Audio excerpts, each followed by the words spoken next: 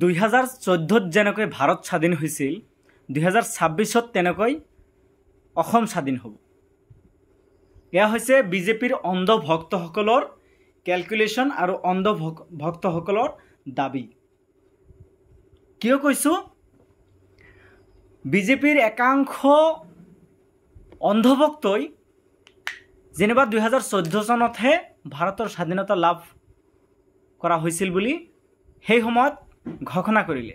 ঠিক 2026ত অসমখন স্বাধীন হ'ব বুলি মুখ্যমন্ত্ৰী বুজাবলৈ আৰম্ভ কৰিছে।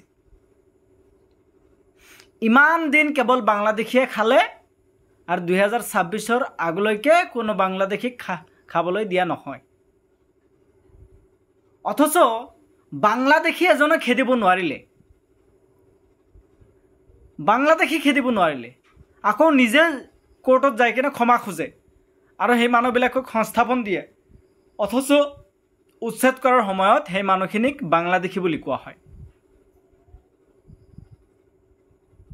ইতিহাসৰ পাততো ইমান মিছা কথা কোৱা মুখ্যমন্ত্ৰী কতো দেখা নাই।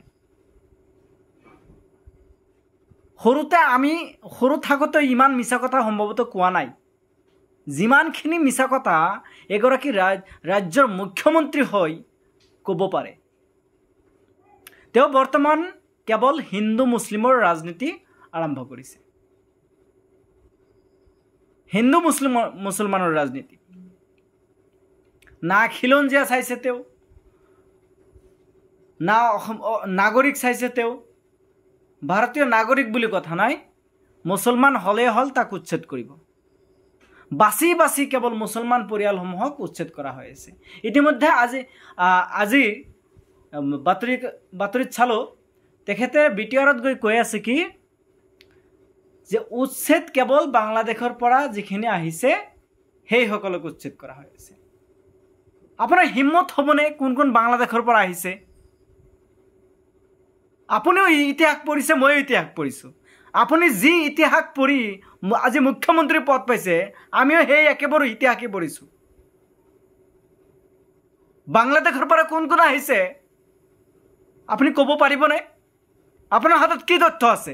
আপুনি যে বাংলাদেশী ক'বলৈ আৰম্ভ কৰিছে, আপুনি হয় বাংলাদেশী। 2014ত বাংলাদেশীলৈ ভাৰতলৈ অহা, অসমলৈ অহা শিলাদিত্যত আপুনি বৰপিৰা পাৰি দিছে আৰু আমাক কৈ আছে বাংলাদেশী।